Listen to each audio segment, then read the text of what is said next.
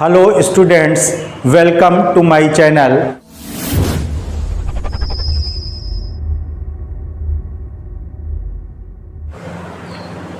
कल last video में या लास्ट क्लास में हम लोगों ने पार्टनरशिप एडमिशन का एडजस्टमेंट नंबर 5 पढ़ी थी। क्या थी?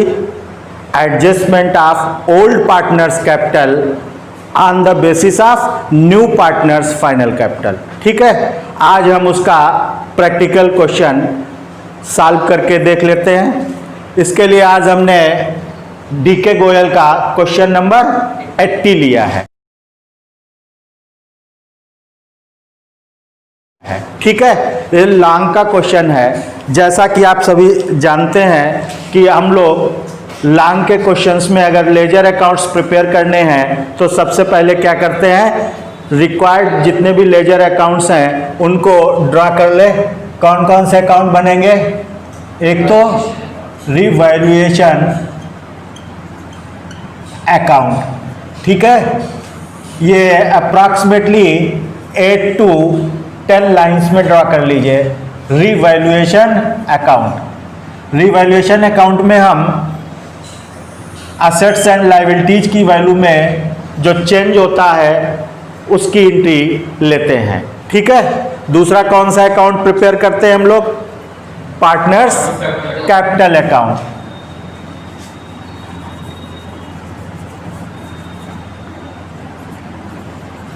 Partners capital account. In this question there are 2 old partners and 1 new partner, so how many amount column will be draw?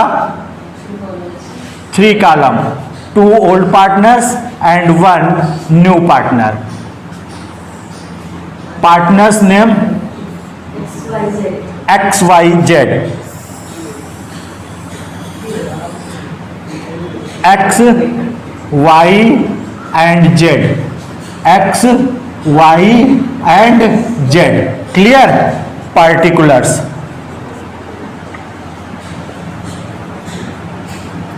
Third account bank account. यहां पर हम ड्रॉ कर लेते हैं सिंपल सा।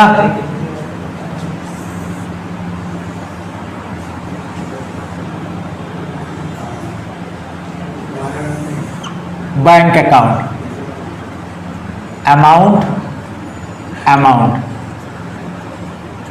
Particulars, particulars. और क्या करते हैं हमारे लास्ट में? न्यू फर्म्स बैलेंस शीट, वो भी ड्रॉ कर लेते हैं एक साथ। New firms balance sheet. ठीक है, ये किस दिन एडमिशन हो रहा है पार्टनर का? 1 अप्रैल। एज ऑन 1 अप्रैल 2020।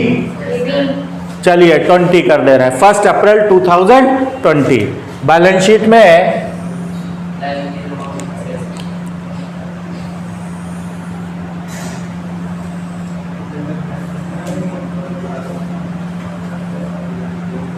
ठीक है, liabilities, amount and assets amount. Clear? तो कोई भी लॉन्ग क्वेश्चन हम एडमिशन का करते हैं तो पहला प्रोसेस या पहला स्टेप हमारा क्या होता है कि हम अपने फॉर्मेट को ड्रा कर लेते हैं। अगर लेजर बनाने हैं तो revaluation account, number 2 partners capital account and number 3 bank account, number 4 new firms balance sheet. Second step क्या होता है हमारा? सेकंड स्टेप जो होता है कि जो अकाउंट्स हमने प्रिपेयर किए हैं इनमें ओल्ड पार्टनर्स की कैपिटल गिवन रहती है, तो सबसे पहले बैलेंस बीडी कर लेंगे। लायबिलिटी साइड का कोई भी बैलेंस पहले भी बताया गया है क्रेडिट बैलेंस होता है। क्लियर? तो क्रेडिट बैलेंस को हम क्रेडिट साइड में कैरी करेंगे by balance BD, how much amount of capital X and Y, 75,000 X and Y 62,000। Clear. Z new partner है तो इसका बैलेंस कैपिटल में नहीं आएगा। बैंक का बैलेंस बताएं जरा। 5,000 बैंक असेट्स है। असेट्स के बैलेंस क्या होते हैं? डेबिट बैलेंस होते हैं। ठीक है, तो क्या कर लेंगे? To balance BD, how much? 5,000। ये हमारा स्टेप नंबर 2 कंप्लीट हो गया। Step number 1, first we draw all the ledger accounts. Step number 2, we carry the balances of old partners capital and cash or bank। ठीक है, after that we start with adjustments। ठीक है, पढ़िए क्या है question में, जरा पहले ऊपर से पढ़िए, इसमें क्या गिवन है, ओल्ड रेशियो वगैरह। X and Y are partners sharing profit in the ratio of 2:1. 2:1 old profit sharing ratio is given in the question 2:1। ठीक है, next. Their balance sheet as at 31st March 2018 was as follows. Balance sheet is given. ठीक है, balance sheet जैसे रहती है, liability side में liabilities, asset side में assets given है। नीचे आ जाइए एडजस्टमेंट में। They admit Z into partnership from 1st April 2020 on the following terms. ठीक है, इन्होंने जेड को फॉलोइंग टर्म्स पे न्यू पार्टनर एडमिट किया है। क्लियर, पढ़िए आगे। First adjustment is that Z brings in ₹40,000 as his capital and he is given 1/4 share in profit. ठीक है, क्लियरली गिवन है कि Z brings amount of capital ₹40,000। देखिए, कोई भी अमाउंट अगर हमारे जेड ब्रिंग कर रहा, ला रहा है, तो फर्म में क्या हो रही है? कैपिटल की अमाउंट आ रही है। तो रूलिंग क्या है? जब भी कैपिटल कोई अमाउंट आएगी तो कैश या बैंक अकाउंट क्या होता है? ऑलवेज डेबिट होता है। जब भी पैसा आए आप पहले बैंक अकाउंट या कैश अकाउंट में कर लें। क्या है? जेड कैपिटल की ला रहा है, टू जेड्स capital account. Clear. How much amount? 40,000। And immediately क्या बताया गया है आपको? एडजस्टमेंट के बारे में कहा एटलीस्ट 2 प्लेसेस पर एंट्री होती है।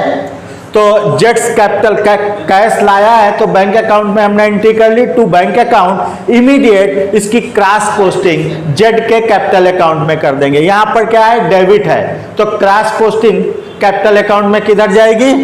बाई में। क्रेडिट में क्या लिखेंगे? By bank account, by bank account. और amount of capital entered in the जेड्स column 40,000। Clear.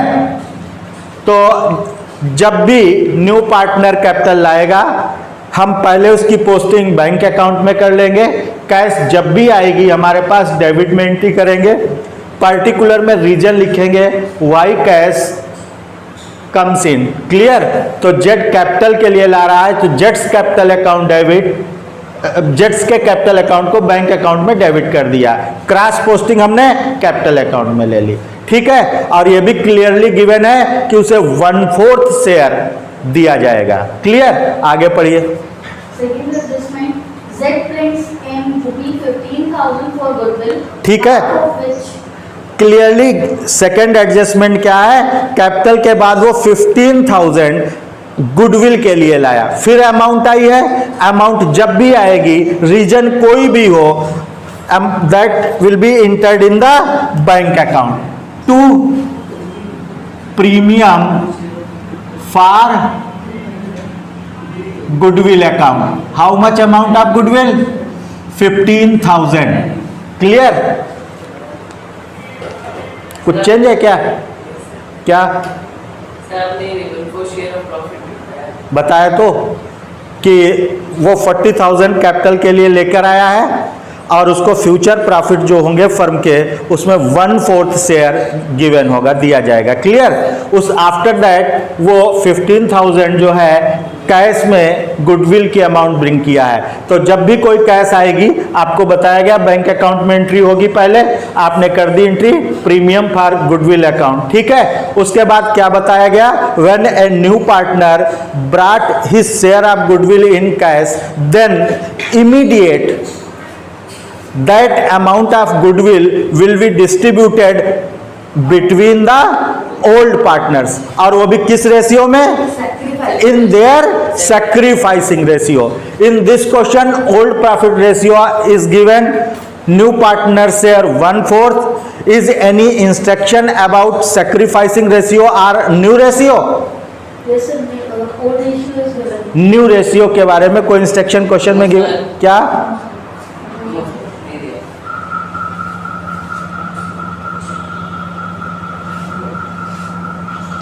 If there is no instruction about the sacrifice ratio or new ratio, आपको क्या बताया गया है, in this position their old profit ratio will be sacrificing ratio. तो हमें sacrificing ratio calculate करने की आवश्यकता नहीं है। क्लियर? क्यों? क्योंकि sacrifice या न्यू प्रॉफिट शेयरिंग रेशियो के रिगार्डिंग कोई इंस्ट्रक्शन नहीं है। जब कोई इंस्ट्रक्शन नहीं होता है तो हम क्या एज्यूम कर लेते हैं, ओल्ड पार्टनर्स ने अपने ओल्ड प्रॉफिट शेयरिंग रेशियो में सैक्रिफाइस किया है। तो अमाउंट ऑफ गुडविल 15,000, ठीक है, जिसमें एज शेयर इन गुडविल कितना होगा, old ratio is 2:1। Yes sir. 15,000 into 2 और डिवाइडेड बाई क्या होगा भाई, 2:1 में अपान में 3 आ जाएगा, ठीक है। 3 5 जा और 5 2 जा 10, 10,000। ऐसे ही 20 शेयर निकाल लेंगे, 20 share in goodwill 15,000 into 1/3 equal to क्या हो जाएगा, 5,000। क्लियर?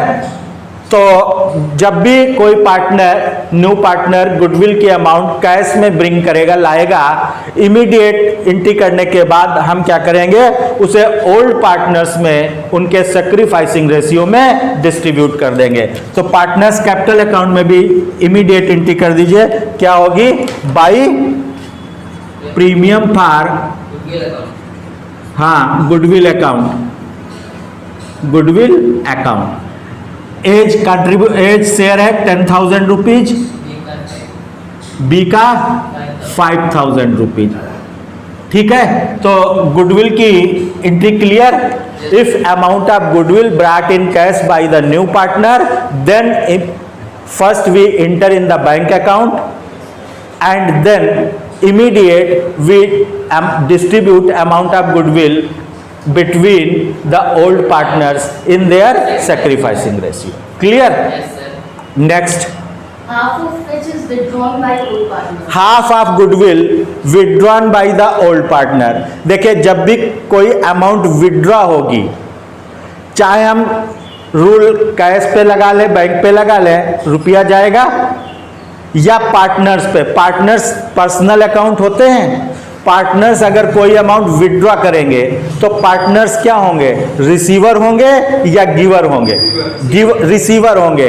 रिसीवर जो होता है वो ऑलवेज डेबिट होता है। तो पार्टनर्स के कैपिटल अकाउंट में ये क्या कर रहे हैं, अमाउंट विड्रॉ कर रहे हैं, तो to bank account, bank account bracket में हमने लिख दिया गुडविल, काहे की अमाउंट विड्रॉ कर रहे हैं, गुडविल की। कितनी विड्रॉ कर रहे हैं, हाफ अमाउंट, हाफ अमाउंट थी कितनी, एक की गुडविल 10,000, 10,000 का हाफ 5,000 अमाउंट ए विड्रॉ करेगा, और सॉरी एक्स विड्रॉ करेगा and wise goodwill is 5,000, so half amount will be 2,500. Clearly ये विड्रॉ करने की हो गई। एडजस्टमेंट में है, आपको क्या बताया गया, always entered at least 2 places. तो इसकी हम क्या करेंगे, इमीडिएट क्रॉस पोस्टिंग, पर बैंक में है तो क्रॉस पोस्टिंग बैंक में जाएगी, यहाँ डेबिट में है क्रेडिट में जाएगी। क्या लिखेंगे, by as X. Cap, sorry X, by X capital account 5000 और by Y's capital account 2500। Clear?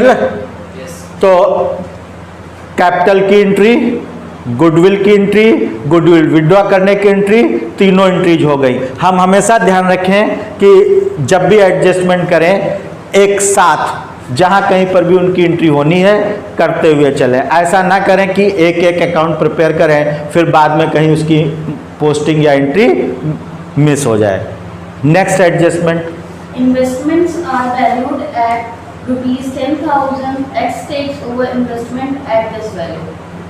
देखिए इन्वेस्टमेंट्स आर वैल्यूड एट 10,000, ठीक है, and investments are taken over by the X. Clear? वैसे इन्वेस्टमेंट हम क्या करते हैं, कहाँ लिखते हैं, बैलेंस शीट की असेट साइड में। But in this question investments are taken over by the X. X क्या है यहाँ पर इन्वेस्टमेंट का, रिसीवर है या गिवर है? अगर किसी पार्टनर ने लिया है तो हम वहां बैलेंस असेट्स में नहीं लिखेंगे क्योंकि वहां फिनिश हो गई, लिखेंगे तो माइनस कर देंगे, जीरो हो गया investment, total assets are taken over by the X. तो एक्स क्या है, रिसीवर है, तो एक्स के कैपिटल अकाउंट में डेबिट में एंट्री कर देंगे। क्या करेंगे, to investment account, to investment account, और वैल्यू क्या पुट करेंगे, जिस वैल्यू पर एक्स ने लिया है 10,000, ठीक है। Investments are valued 10,000 and X taken over, it means X ने इन्वेस्टमेंट को 10,000 पर टेकन ओवर कर लिया, ले लिया है, तो वैल्यू 10,000 फिल करेंगे। किसके कॉलम में लिखेंगे, एक्स के कॉलम में लिखेंगे। अब देखिए ये क्या है, असेट से रिलेटेड ट्रांजैक्शन है। Check in the balance sheet how much amount of investment is given, 8,000। 8,000 की कोई असेट है और उस असेट को किसी ने 10,000 में ले लिया। आपकी कोई चीज 8,000 की हो और वो 10,000 में कोई ले ले, आपको प्रॉफिट होगा या लॉस होगा, प्रॉफिट होगा, ठीक है। और आपको क्या बताया गया, किसी असेट के रिवैल्यूएशन अगर होता है और उस पर प्रॉफिट या लॉस होता है तो अमाउंट ऑफ प्रॉफिट और loss will be entered in the revaluation account. If loss then debit side and if profit then credit side. Profit है तो क्रेडिट साइड में एंट्री कर देंगे by appreciation on investment. How much amount of appreciation, 8,000 to 10,000।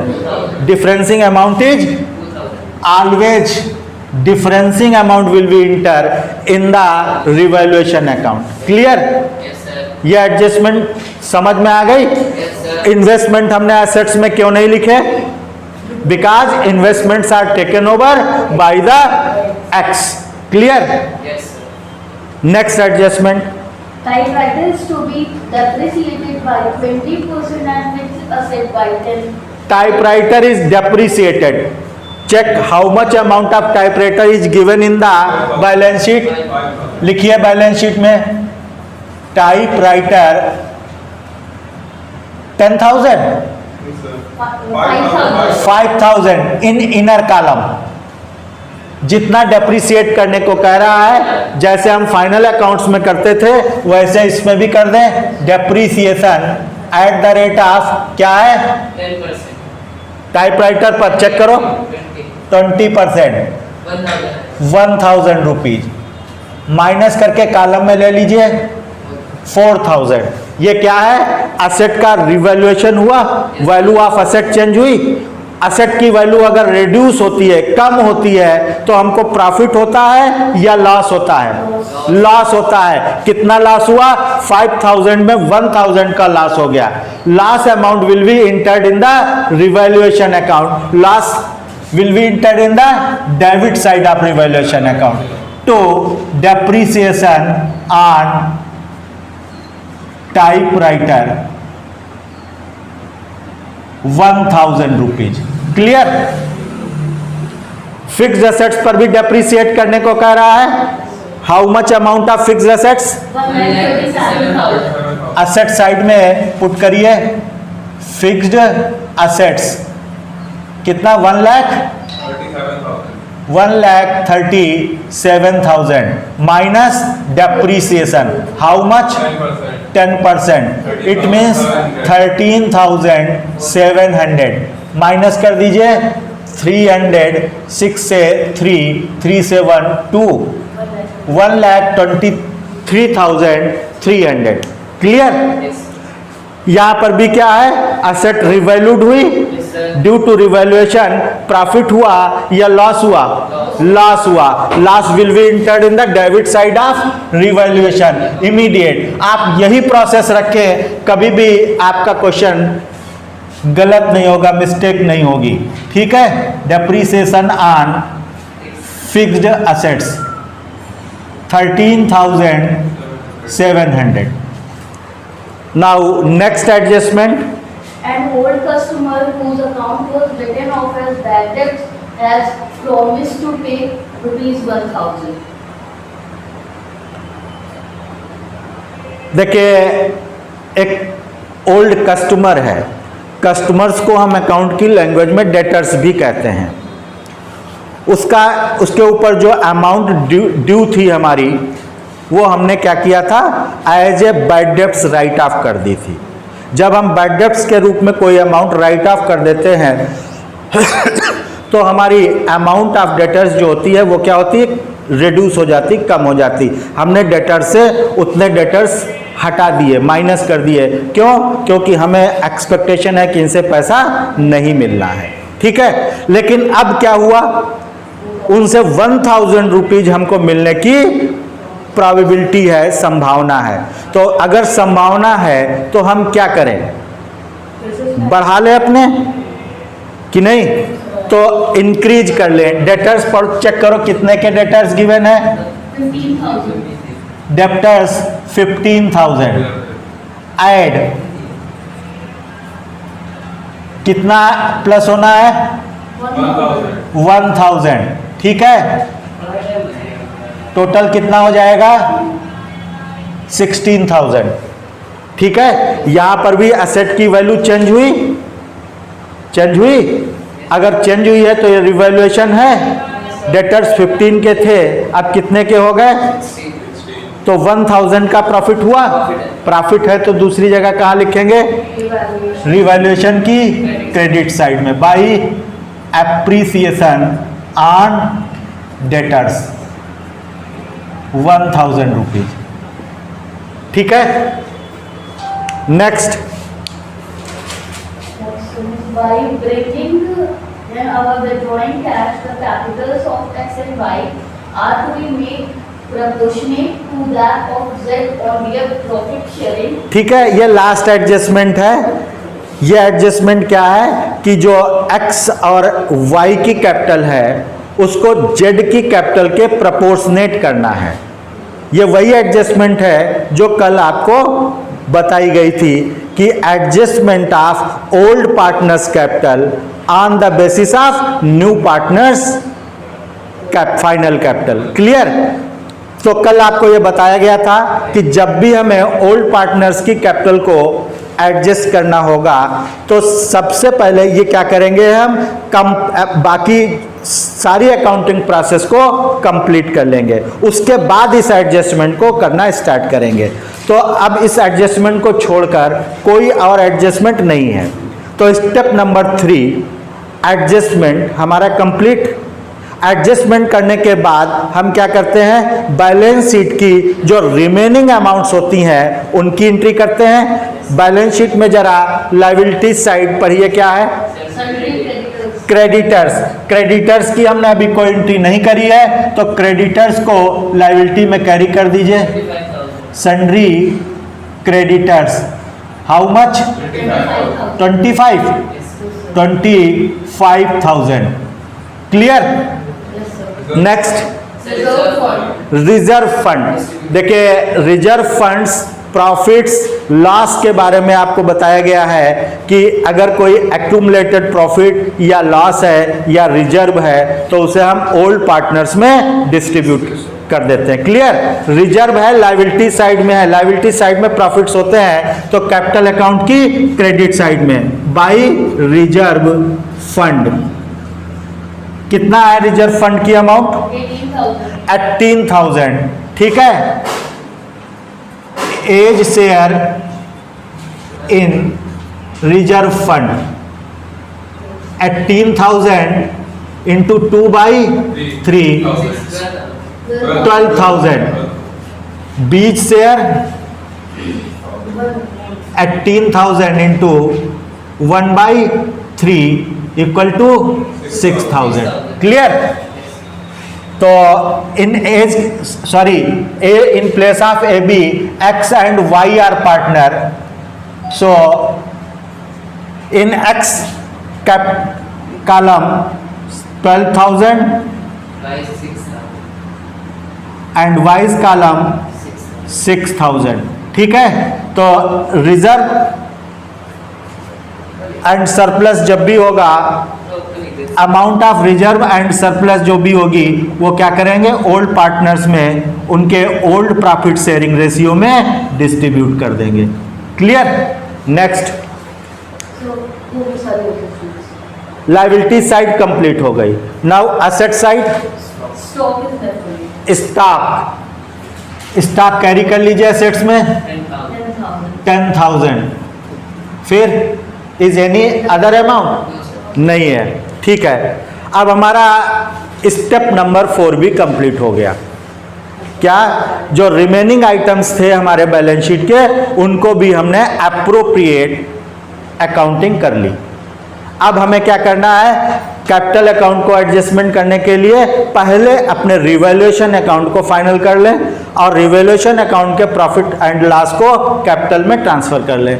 Check करिए जरा revaluation में क्या आ रहा है। देखिए 13 and 1 14,700 और इधर 3,000 है, माइनस कर देंगे 11,300। ठीक है, ये क्या आ जाएगा, लॉस है, बाई लॉस। आगे क्या लिखेंगे, transferred to partners capital account X and Y. ठीक है, कितना 11,700। 11,700 को डिस्ट्रीब्यूट कर दीजिए। 11,700 इसको हम 5 से नहीं 3 से डिवाइड कर दें। ठीक है, रेशियो में अपान में 3 है ना, तो 3 से डिवाइड कर दीजिए। तो 3 जा 9, 3 9 जा 27, 20। ये 3 से डिवाइड करने के पहले का शेयर कितना है, 2 है, तो इंटू 2 कर दे तो ये का हो जाएगा 7,800 और 3,900 इंटू 1 कर देंगे तो पहले का 3,900। क्लियर? फिल कर दीजिए 7,800 against x and 3,900 against y. Total amount of loss is 11,700. ठीक है, बोथ साइड टोटल कर दें। अब both side total 14,700 and 14,700। Clear? ये हमारा रिवैल्यूएशन अकाउंट क्या हो गया, फाइनल हो गया। अब हम क्या करें, जो रिवैल्यूएशन अकाउंट में प्रॉफिट या लॉस आता है उसे क्या करते हैं, हम कैपिटल अकाउंट में कैरी कर देते हैं। क्रॉस पोस्टिंग हमेशा करेंगे। ये लॉस है, डेबिट में आ जाएगा टू रिवैल्यूएशन अकाउंट, ब्रैकेट में लॉस लिखे दे रहे हैं। ठीक है, 7,800 in X column and 3,900 in Y's column. Clear? अब हमारा रिवैल्यूएशन अकाउंट भी फाइनल हो गया। अब हमें क्या करना है, अब एडजस्टमेंट ऑफ कैपिटल अकाउंट करनी है। देखिए हमारे पास स्पेस कम है, हमारा ये अकाउंट कंप्लीट हो चुका है, फाइनल हो चुका है, इसको हम रब किए दे रहे हैं और यहीं पर अपनी वर्किंग नोट्स यानी कैलकुलेशन किए ले रहे हैं। क्लियर? आप अपनी वर्किंग नोट्स क्वेश्चन के नीचे क्लियर करिएगा, ऐसा ना हो कि आप भी अपने रिवॉल्यूशन अकाउंट को कट कर दें, उड़ा दें। अब हमने इतना फाइनल करने के बाद हमें अब लास्ट एडजस्टमेंट करनी है कि ओल्ड पार्टनर्स की जो कैपिटल है वो according to their profit sharing ratio adjust कर दी जाए। इसके लिए आपको लास्ट वीडियो में बताया जा चुका है कि how the old partners capital account is adjusted according to the new profits new partners final capital. Step number 1 बताया गया था, first we find out the new partners final capital. इसके लिए हमें कुछ नहीं करना है, सारी एडजस्टमेंट सारी एंट्रीज करने के बाद न्यू पार्टनर्स के कैपिटल अकाउंट को फाइनल कर दें। 40,000 क्रेडिट साइड का टोटल है, यही टोटल इधर लिख के जो डिफरेंसिंग अमाउंट है, इधर कोई अमाउंट की एंट्री नहीं है तो डिफरेंसिंग अमाउंट भी 40,000 ही आएगी, उसे टू बैलेंस सीडी कर दें। किसी भी अकाउंट की इस कैपिटल अकाउंट की जो बैलेंस सीडी होती है वही उसकी फाइनल कैपिटल होती है। तो पहला स्टेप हमारा कंप्लीट हो गया, हमने अपने न्यू पार्टनर की फाइनल कैपिटल फाइंड आउट कर ली 40,000। पॉइंट नंबर 2 यानी स्टेप नंबर 2 बताया गया था कि फर्म जो न्यू पार्टनर है उसकी फाइनल कैपिटल के आधार पर on the basis of new partners final capital we find out the firm's final capital. Firm's final capital equal to formula बताया गया था न्यू पार्टनर्स फाइनल कैपिटल। हम फार्मूला नहीं लिख रहे हैं, डायरेक्ट वैल्यू पुट कर दे रहे हैं। New partners final capital, new partners final capital is ₹40,000 divided by new partners share in profit. New partners share in profit is 1/4। So 40,000 into 4/1 equal to 1,60,000. It will be the whole capital of the firm. Step number 3 का आ गया था कि firm की final capital को all partners में उनके new profit sharing ratio में distribute कर देंगे। यहाँ पर न्यू प्रॉफिट शेयरिंग रेशियो हम फाइंड आउट करके फिर उसे डिस्ट्रीब्यूट कर लें, या एक आसान सा तरीका है when sacrificing ratios are old profit sharing ratio. ऐसी स्थिति में हम क्या करें, अगर हम टोटल फर्म की कैपिटल से न्यू पार्टनर की कैपिटल माइनस कर दें तो जो कैपिटल आएगी वो ओल्ड पार्टनर्स की कैपिटल आ जाएगी।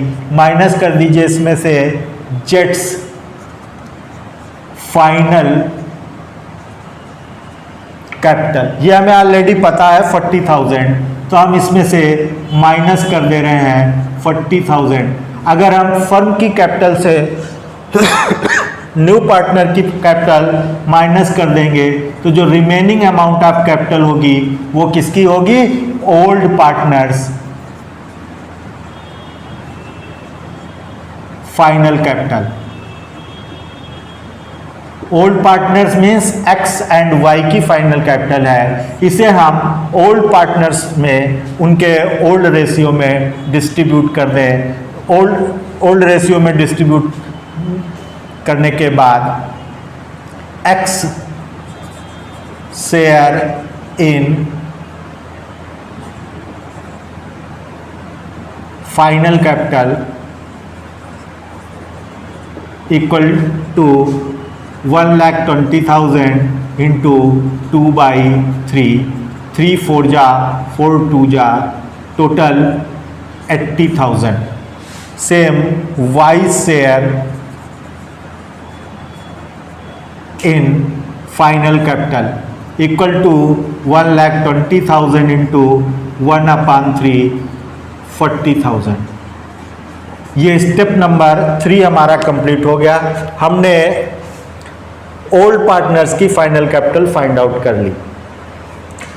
इसे हम जो फाइनल कैपिटल थी न्यू प्रॉफिट शेयरिंग रेशियो में डिस्ट्रीब्यूट कर सकते थे, लेकिन हमने इस क्वेश्चन में new profit sharing ratio find out नहीं करे क्योंकि हमें कोई आवश्यकता नहीं थी, कोई इंस्ट्रक्शंस गिवन नहीं थे अबाउट सेक्रीफाइसिंग रेशियो, तो हमने एज्यूम कर लिया था कि ओल्ड प्रॉफिट शेयरिंग रेशियो ही सेक्रीफाइसिंग रेशियो है। ऐसी स्थिति में जो रिमेनिंग प्रॉफिट होता है न्यू को पार्टनर को देने के बाद वो ओल्ड प्रॉफिट शेयरिंग रेशियो में डिस्ट्रीब्यूट कर दे, वो न्यू प्रॉफिट शेयरिंग रेशियो में ही हो जाता है।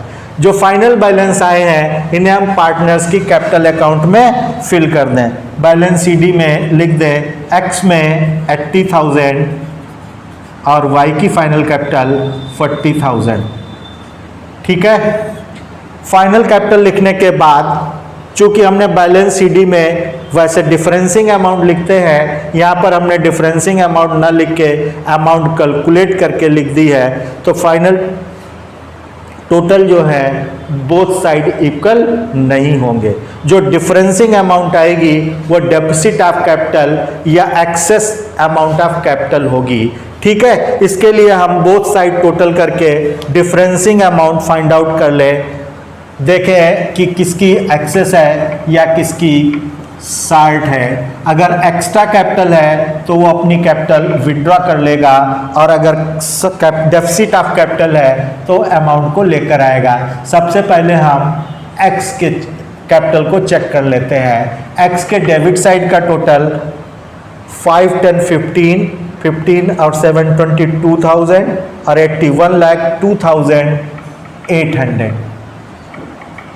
and credit side total of X is 75,000, 10,000, 85,000 and 97,000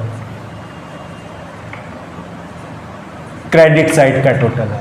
दोनों में डिफरेंस क्या, क्रेडिट साइड कम है तो क्रेडिट साइड को डेबिट साइड से माइनस कर दीजिए, 97,000। डिफरेंसिंग अमाउंट इज 5,800। ये डिफरेंसिंग अमाउंट किधर है, क्रेडिट साइड में कम है। क्रेडिट साइड कम होने का मतलब होता है कि इसकी डेफिसिट ऑफ कैपिटल है, तो इसे इतनी अमाउंट लेकर आना पड़ेगा by bank account. 5,800 immediate cross posting bank account में कर दे। बाई में है यानी क्रेडिट साइड में है तो बैंक अकाउंट में डेबिट साइड में हो जाएगी to X capital account 5,800। Same process Y पर अप्लाई कर लें। वाई के अकाउंट को फाइनल कर लेते हैं। डेबिट साइड टोटल 9 और 5 14, 400 कैरी और 3 3 6, 46,400 and debit side credit side total is 62, 67, 73,000। Y में डेबिट साइड कम है, क्रेडिट साइड एक्सेस है, इट मीन्स इसकी कैपिटल फर्म में एक्स्ट्रा है। माइनस कर दीजिए, चेक कर लें how much amount of capital is extra और एक्सेस। 600, 6 से 4 2, 26,600 is the differencing amount. Debit side में कम है, it means deficit of capital है, sorry extra amount of capital है, क्रेडिट साइड एक्सेस है, तो ये इतनी अमाउंट विड्रॉ कर लेगा। कोई भी एंट्री बैलेंस सीडी के बाद हम अकाउंट में नहीं करते हैं, इसलिए जो लाइन ऊपर ब्लैंक छोड़ते हैं उसमें टू बैंक अकाउंट कर देंगे। Differencing amount 26,600। Immediate cross posting bank account में by Y's capital account 26,600। Now old partners capital account is adjusted and also partners capital account is finalized। जो किसी भी अकाउंट में बैलेंस सीडी आता है उसे हम बैलेंस शीट में भी कैरी कर देते हैं। इनकी कैपिटल को बैलेंस शीट में कैरी कर दें। Partners capital account X Y and Z, ये फाइनल बैलेंस जो बैलेंस सीडी आया 80,000, 40,000 एंड 60,000, total amount of capital is 1,60,000। Capital account final करने के बाद हम अपना बैंक अकाउंट भी फाइनल कर दें। बैंक अकाउंट का डेबिट साइड का टोटल एक्स्ट्रा एक्सेस है, तो पहले डेबिट साइड का टोटल कर दें 800, 15, 65,800, 65,800 जो डिफरेंसिंग अमाउंट है वो बैलेंस कर दीजिए बाई बैलेंस CD। डिफरेंसिंग अमाउंट 0, 0, 11, 11 और 7, 18, 6 to 8, 8, 6, 14, 14 and 1, 15, 3, 3, 31,700। बैंक अकाउंट का बैलेंस CD असेट साइड में कैरी कर देंगे, बैंक अकाउंट 31,700। बैलेंस शीट का टोटल कर दीजिए both side 1,85,000 and 1,85,000। Clear? Now question is completed.